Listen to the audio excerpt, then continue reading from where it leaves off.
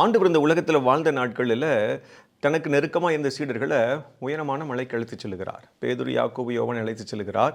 உன்னதமான அனுபவங்களை, உயர்ந்த அனுபவங்களை அவர்கள் பெற்றுக்கொள்ள வேண்டும் என்கிற உயிரிய நோக்கத்தோடு அழைத்துச் செல்கிறார். உயரமான மலை, அமைதியான சூழ்நிலை, தேவ பிரசன்னம்.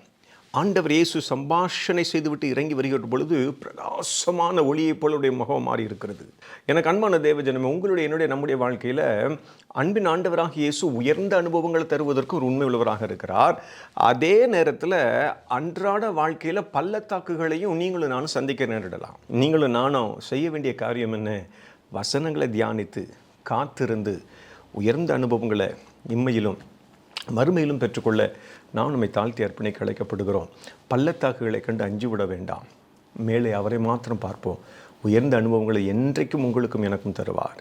சீடர்களுக்கு காண்பித்து கொடுத்தாரே, நமக்கும் காண்பித்து கொடுத்து அந்த பாதைகளில் நடக்கும்படியான கிருபைகளையும் கற்றுத்தரும்படியாக விரும்புகிறார்.